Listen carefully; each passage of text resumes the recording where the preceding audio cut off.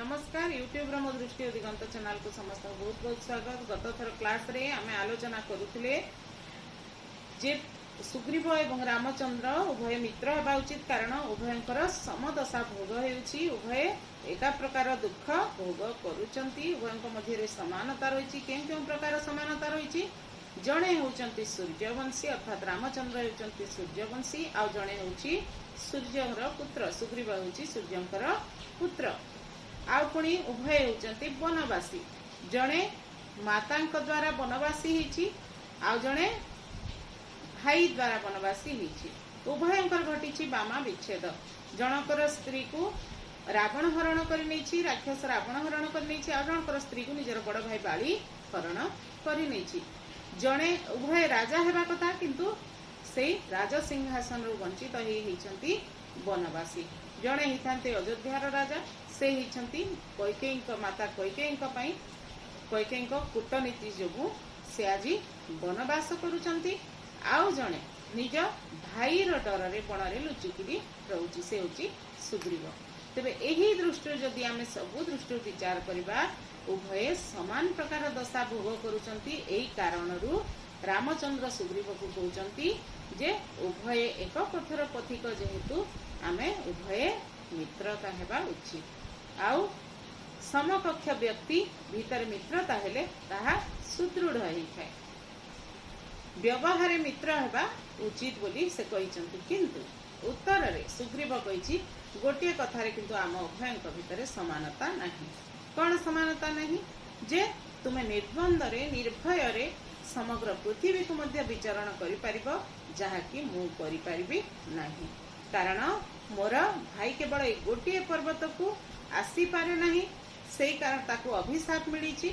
तेणु ए गोटे पर्वत रे ही मु लुचिकरी निवास करुछि। ए पर्वत रो जदि मु बाहर को बाहरी जिबी ताहेले मोर बड़ भाई बाली मते मारी देब। जहा भी हो से पुणी कवि एठारे उभयंकु माने बाली एवं सुग्रीव उभयंकु किभଳି तुलना करिसंती। देख सुग्रीव होची माने बलवान सिंह, बनर सिंह होची अति बलवान, से होची बनर राजा। सुग्रीव को बलवान सिंह सहित तुलना करिसंती।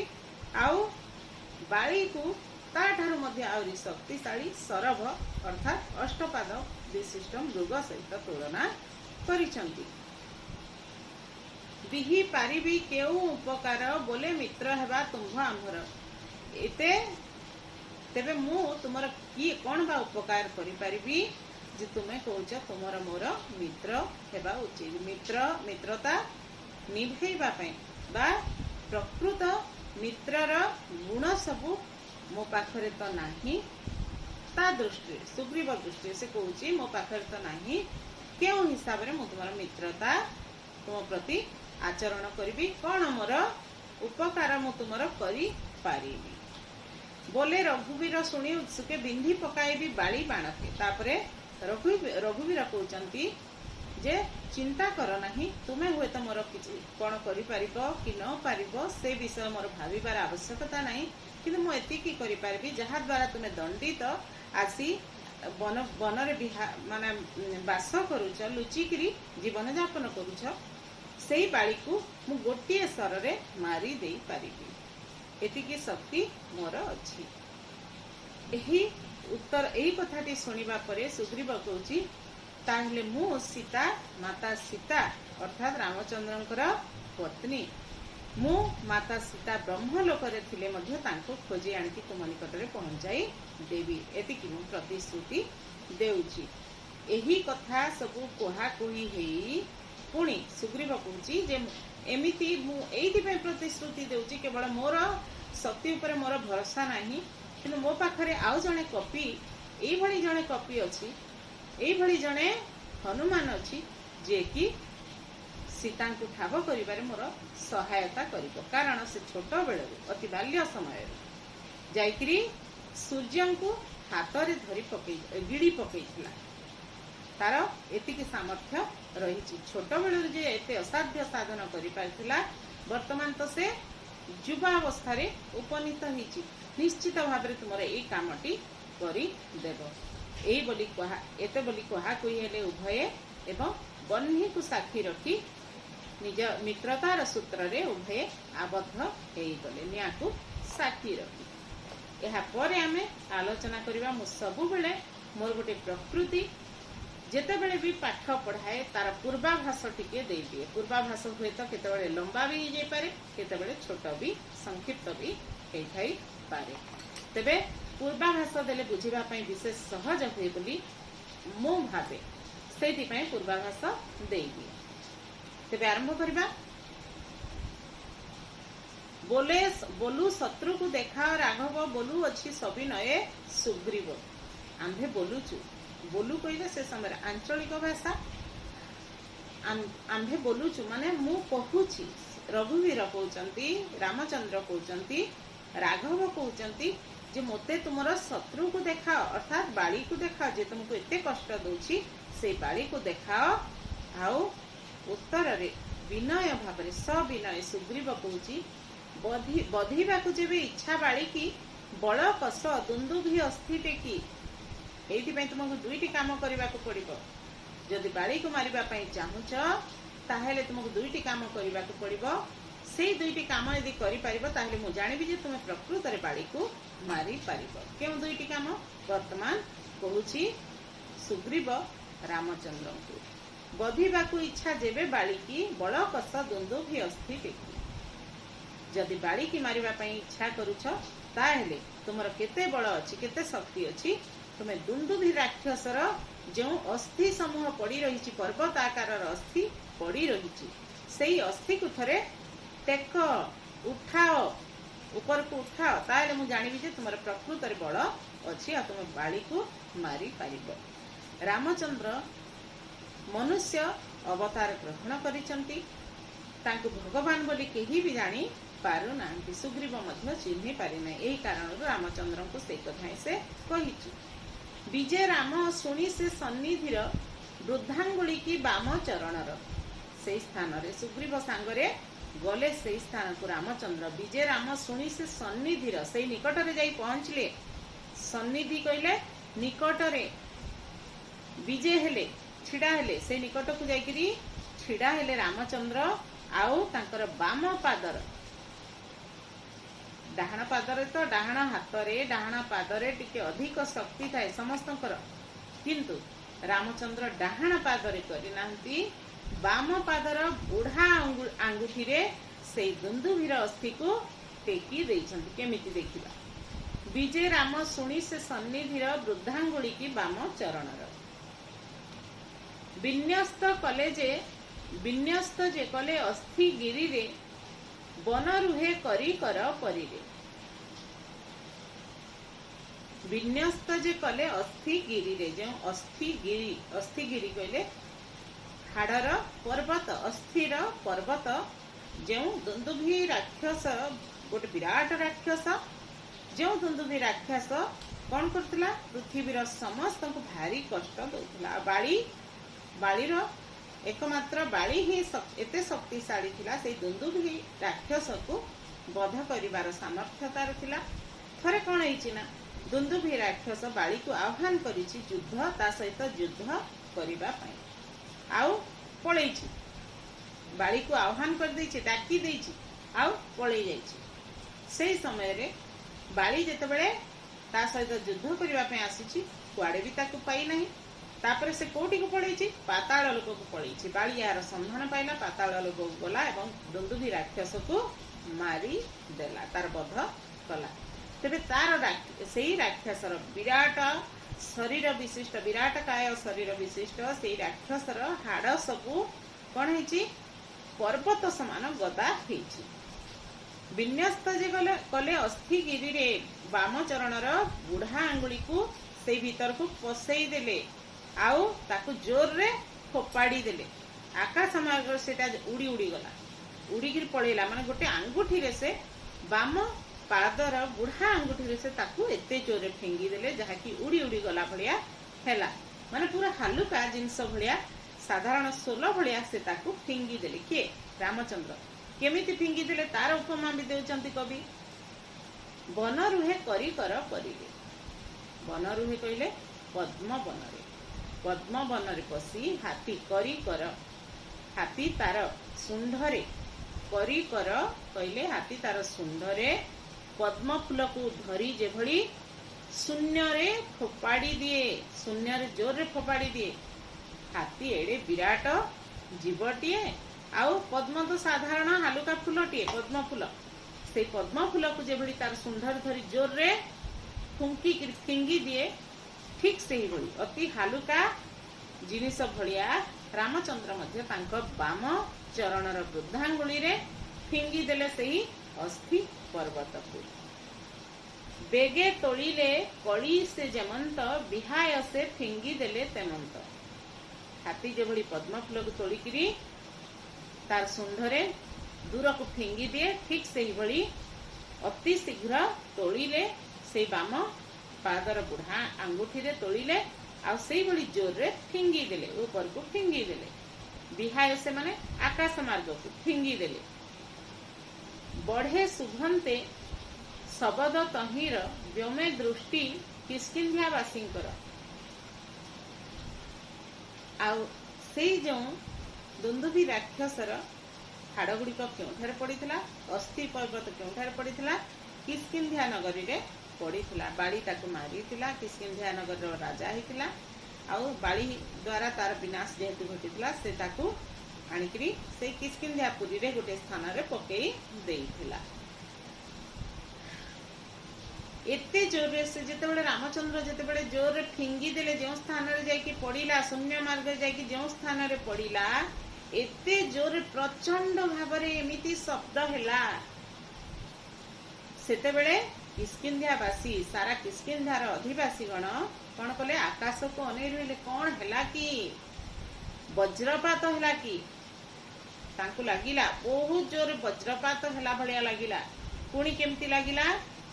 ବିତର୍କିଲେ କି ମଇନାକ ଉଡ଼ି, ବଜ୍ର ଘାଏ ବହୁତ ଦୂରେ ପଡ଼ି। ତାଙ୍କୁ ଲାଗିଲା ବଜ୍ରାଘାତ ହେଲା, ଆଉ ମୈନାକ ପର୍ବତ ଉପରେ ବଜ୍ରାଘାତ ହେଲା କି? ମୈନାକ ପର୍ବତ ଗୋଟେ ପର୍ବତ, ପ୍ରାଚୀନ କାଳରେ ପୁରାଣରେ ବର୍ଣ୍ଣିତ ଅଛି। ପର୍ବତ ଗୁଡ଼ିକର ପକ୍ଷ ଥିଲା, ଡେଣା ଥିଲା, ଆଉ ପର୍ବତ ମାନେ ସବୁ ଉଡ଼ି ପାରୁଥିଲେ। ଯେତେବେଳେ ଯୁଆଡ଼େ ଚାହୁଁଥିଲେ ଉଡ଼ି ଉଡ଼ି ଯାଉଥିଲେ, ଆଉ ଯୋଉଠି ଇଚ୍ଛା ଲାଗୁଥିଲା ସେଇଠି ଯାଇକି ପଡ଼ିକିରି ରହି ଯାଉଥିଲେ। ମାନେ ଚିନ୍ତା କର, ପର୍ବତ ମାନେ କେତେ ବଡ଼ ବଡ଼ ପର୍ବତ।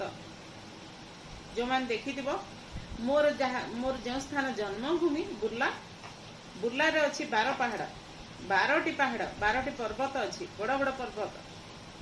ସେଇ ପର୍ବତ ମୁଁ ଦେଖିଛି ବାବା। ତା ଛଡ଼ା ଆହୁରି ବି ଅନେକ ପର୍ବତ ଦେଖିଛି, କପିଳାସ ଦେଖିଛି, ଆଉ ବି ଅନେକ ପର୍ବତ ମୁଁ ଦେଖିଛି। ତୁମେ ମାନେ ବି ଦେଖିଥିବ ବୋଲି ମୋର ବିଶ୍ୱାସ। ତେବେ ପର୍ବତ ସବୁ ବିରାଟ ଆକାରର, ଏଡ଼େ ବଡ଼ ବଡ଼ ପର୍ବତ ଉଡ଼ି ଉଡ଼ି ଯିବେ, ଆଉ ଗୋଟିଏ ସ୍ଥାନରେ ଯାଇକିରି ପଡ଼ିଯିବେ, ରହିଯିବେ। ତାଙ୍କର ଯେଉଁଠି ଇଚ୍ଛା ଲାଗିଲା ସେଇଠି ରହିଯିବେ। ଅବସ୍ଥା କ'ଣ ହେବ? ଅନେକ ଜନପଦ ନଷ୍ଟ ହେଇଯାଉଥିଲା, ଜନବସତି ସବୁ ଧ୍ୱଂସ ହେଇଯାଉଥିଲା। ପର୍ବତ ସବୁ ଲୋକମାନଙ୍କ ମୁଣ୍ଡରେ, ତାଙ୍କ ଘର ଉପରେ ଯଦି ପଡ଼ିବ କେମିତି ହେବ? ସବୁ ସେଇ ଭିତରେ ଚାପି ହେଇକିରି ମରିଯିବେ। ଜୀବଜନ୍ତୁ ମଣିଷ ସବୁ ନଷ୍ଟ ହେଇଯିବ, ମରିଯିବେ ସମସ୍ତେ। ତେବେ ଏଇଭଳିଆ ଅବସ୍ଥା ହେଉଥିଲା। ସେଇ ଯେଉଁ ଶବ୍ଦ, ପ୍ରଚଣ୍ଡ ଶବ୍ଦ ହେଲା, ଅସ୍ଥି ଯେଉଁ ଫିଙ୍ଗି ଦେଲେ ରାମଚନ୍ଦ୍ର, ତାହା ସେଇ ଶବ୍ଦକୁ କିଷ୍କିନ୍ଧ୍ୟାବାସୀ ଭାବୁଛନ୍ତି ମୈନାକ ପର୍ବତ ଉପରେ। ମୈନାକ ହେଉଛି ଗୋଟେ ପର୍ବତ, ପ୍ରାଚୀନ କାଳରେ ପୁରାଣରେ ବର୍ଣ୍ଣିତ ହୋଇଥିବା ଏକ ପର୍ବତ। ସେଇ ମୈନାକ ପର୍ବତ ଉପରେ କାଳେ ବଜ୍ରପାତ ହେଲା କି? ସେ ପର୍ବତ ଭାଙ୍ଗି ଚୁରମାର ହେଇଗଲା କି, ଗୁଣ୍ଡ ହେଇଗଲା କି? ଏଇଭଳିଆ ଅନୁଭବ କଲେ କିଷ୍କିନ୍ଧ୍ୟାବାସୀ। ସେଇ କାରଣରୁ ସେମାନେ, ମୈନାକ ପର୍ବତ ଅତି ଉଚ୍ଚ ପର୍ବତ, ସେଇ କାରଣରୁ ସେମାନେ ଆକାଶକୁ ଦୃଷ୍ଟି ନିକ୍ଷେପ କଲେ। ବିତର୍କିଲେ କି ମୈନାକ ଉଡ଼ି, ବଜ୍ର ଘାଏ ବହୁତ ଦୂରେ ପଡ଼ି। ସେଇ ବଜ୍ରପାତରେ ବହୁତ ଦୂରକୁ ଉଡ଼ିକି ଛିଞ୍ଚିଡ଼ିକିରି, ମାନେ ଛିଟକି ହେଇକିରି ପଡ଼ିଛି ମୈନାକ ପର୍ବତ ବୋଲି। ବଜ୍ରାଘାତ ଦ୍ୱାରା, ବଜ୍ରର ଆଘାତ ଦ୍ୱାରା ବହୁତ ଦୂରକୁ ସେଇ ମୈନାକ ପର୍ବତ ଛିଟିକି ହେଇକି ପଡ଼ିଛି ବୋଲି ସେମାନଙ୍କର ଧାରଣା ହେଲା। ବିକଳ୍ପତା ଉପୁଜିଲା ସୁଗ୍ରୀବେ, ବଡ଼ ଗରୁଏ ହୋଇଥିଲା ପୂର୍ବେ। ଏବେ ବି ସୁଗ୍ରୀବ ମନରେ ସନ୍ଦେହ ଆସିଲା। ଗୋଟିଏ ପରୀକ୍ଷା ତ ରାମଚନ୍ଦ୍ର ନିର୍ଦ୍ୱନ୍ଦରେ ଦେଇଦେଲେ, ଅତି ସହଜରେ ଦେଇଦେଲେ। ଦୁନ୍ଦୁଭି ରାକ୍ଷସର ଅସ୍ଥିକୁ ଯଦି ଫିଙ୍ଗି ପାରିବ, ताहेले मु विश्वास करबी जे तुमे बाली को मारी परिबा। ए कथा कहितला सुग्रीव। किंतु एई परीक्षा रे उत्तीर्ण हेले रामचंद्र। किंतु एबे भी बाली मन सुग्रीव मन संदेह आसुची। कि भली संदेह आसुची एते वर्ष धरिकरी एई अस्थि पड़ीची, एई अस्थि खरा पाइची, वर्षा पाइची, सबु किछि पाइची। एटा माने गोटे प्रकार पची सढ़ी करी तार ओजन कमी जाइछि। ताकू लागिला, सुग्रीव को लागिला कि तार ओजन कमी जाइछि, पूरा हालुका हे जाइछि दुंदुभि राक्षसर शरीरर अस्थि। आ हालुका हो जाइथिबा हेतु राम अति सहजरे ताको फिंगी देले। एटा गोटे को बड़ कथा मु भी पारि थांती। माने तुमे चिंता करो, ता मनरे संदेह एबे भी रहिछि रामचंद्रन को प्रति। से तो जानी नाही ना ये भगवान बोली। तेणु विकल्पता उपजिला सुग्रीवे बड़ गरुए होइतिला पूर्वे। गरु माने ओजनिया। पूर्वे तो एटा बड़ ओजनिया होइतिला, किंतु बसा आदि मांस चर्मे संपूर्ण विनाश तो पुति बसे सेमान सेते बेले जेते बाली ताकू बध करिथिला सेते बेले ता शरीर रे मांस भी रहिथिला। किंतु सेही मांस ता सहित हाडर रस सबु मध्ये कोन हिची खरा वर्षा द्वारा विवस्वान किरणे शुष्क भाव। विवस्वान माने सूर्य, मने रखिबो सूर्यंकर प्रति शब्द विवस्वान, रवि, भास्कर, अरुण हैला। एई सबु विवस्वान कहले सूर्य। सूर्यंकर किरण पड़ी ताहा सुखी जाइछि, मांस पची जाइछि, हाड़ मध्य सुखी जाइछि। बहे बाली तेबे एके राघव। तेबे एहाकू राघव जो बही देले कौन बड़ काम ताकू लगिला। सब तो सुखी जाइछि, हालुका हो जाइछि। तेणु अति सहज रामचंद्र ए कामटी करदेले। तेणु आउ गोटे परीक्षा देवा पई से कहिला रामचंद्र को। कौन से परीक्षा जानिबा बोले कथा एक अच्छी आहुरी वज्रु आंट सप्तशाला माधुरी। से कहूची आहुरी गोटे परीक्षा अच्छी तुमर मित्र। आ गोटे मु जिनस कहबी, आ गोटे कथा कहबी जहाँकि तुमको से परीक्षाटी भी देवाक पड़िबो। कौन बाली एते शक्तिशाली थिला जे कि चालुथिला बेले पृथ्वी तार ओजन सही पार नथिला। पृथ्वी थर थर ही जाउथिला, कंपी उठुथिला पृथ्वी। बाली एते शक्तिशाली थिला। जो बालीर शक्ति विषय रे मु एठारे गोटे सूचना देबा ठीक हो बोली भाबुची। जो बाली रावण को निज काखरे धरिकरी, काखरे जाकिकरी कौन करथिला तर्पण करुथिला हैला। रावण दुष्ट थिला, बहुत दुष्ट थिला। रावणर दौरात्म्य रे अतिष्ठ ही बाली थरे कौन करथिला ना ताको निज काखरे जाकी धरिकरी तर्पण करुथिला। माने भाव रावण दशमुंड विशिष्ट 10 शिर रावण होउची महाशक्तिशाली। ता थरे मध्ये आउरी शक्तिशाली थिला बाली। एथिरु प्रमाण मिलुची। तेबे सेही बाली जेतेबेले चालुथिला तार ओजन रे पृथ्वी कंपी उठुथिला। बाली जानते भारा मणु वसुधा बल अधे रखिछि तही बेधा। बेधा कहले ब्रह्मा, विधाता ब्रह्मा, बेधा। ए सब शब्द तार अर्थ भला भाबरे मने रखिबो, कारण भविष्य रे केवल +2 रे तुमरो सरी जाऊ नहीं। भविष्य रे तुमको बहुत काम देबो। बाली जानते भारा मणु वसुधा। बाली जीवारू चली गला बेले अति ओजनिया लागुथारु वसुधा कंपी उठुथिला। सेही कारणरू बेधा अर्थात ब्रह्मा कौन कले तार अधा बल, शरीरर अधा बल नेकिरी सप्तशाल वृक्ष रे रखिदेले। सप्तशाल माने 7टी शाल गछ रे। जो शाल गछ कौन हेची सीधा हेकिरी, सीधा माने टिके बंका बुंकी हेकिरी एठी गोटे माने एठी गोटे रहिछि, माने एठी गोटे पुणी एठी गोटे रहिछि, पुणी एठी गोटे एमिति बंका टंका हे 7टी शाल वृक्ष रहिछि। तारि भितरे बालीर अधा बल को ब्रह्मा रखी देइछन्ति से सप्तशाला वृक्ष रे। बहे तुला पात्र रहे समाने विभाग रे गुरु द्रव्य जेसने। तुला पात्र को तुला दंड को अर्थात निकिति, तुला दंड कहले निकिति। निकितिर दुई पाखरे समान द्रव्य जेभली रखा जाए दुईटा समान ही जाए। समान माने एठी केजे ओजन बटकरा रखिबो, आरटी केजे ओजन चाउल रखिबो, माने से पड़ाटी समान दुई पड़ा एक समान रहिबो। आउ गोटे पाखरे जदि अध केजी रखिबो आ गोटे पाखरे केजीटे रखिबो, गोटे पाख तळ होइजिबो गोटे पाख ऊपर होइजिबो। तेबे एई निकितिरे तौलीला परी ओजन कला परी विधाता अधा बड़ बाड़ी पाखरे रखिले आउ अधा बड़ रखिले सप्तशाल वृक्षरे। तापरे जाई पृथ्वी जेतेबेले चालीला किए बाड़ी सेतेबेले पृथ्वी का ओजनिया बोध हला नहीं, पृथ्वी कंपी उठिला नहीं। बिंधी भेदी न पारंती इंद्रादी बाण करे पारिब जेबे छेदी सेही सप्तशाल वृक्ष। सुग्रीव कहूची सेही सप्तशाल वृक्ष को जदि तुमे गोटिए बाण रे मारी पारिब, भेद करि पारिब, वृक्ष को मारी पारिबे कि रामचंद्र? तेरे वृक्ष को गोटिए सर रे एका थरके गोटे थरके जदि बिंधी पारिब ताहेले मु जानिबि जे तुमे बाड़ी को मारी पारिब। आ सेही सप्तशाल वृक्ष केमती अछि? गोटे विराट आकार रो साप, विराट काय साप, कि साप? हाँ, गोटे विराट काय साप सेही सप्तशाल वृक्ष तले रहिछि, बांक बांक ही सोईछि। साप माने कौन? सीधा भी शुंती आ बंके टंके हिकरी थांती। बांक सातटी बांक हिकरी सोईछि सेठी। आ से सातटी बांक रे रहिछि सातटी शाल गछ। सेही शाल गछ को तुमे यदि गोटिए बाण रे गोटिए थर रे बिंधी पारिब ताहेले निश्चित भाव रे तुमे बाड़ी को मारी पारिब बोली मोर विश्वास हेबो, मोर दृढ़ धारणा हेबो। ए कथा कहिछि सुग्रीव रामचंद्र को। आउ उत्तर रामचंद्र कौन कहउचंती? बिराधारी बोइले काहीं काहीं। बिराधारी कहले बिराध रूपक दैत्य को राक्षस को जे बध करिचंती हैला। मुरारी कहले कृष्ण को मुरारी कह जाए, जानिच तो?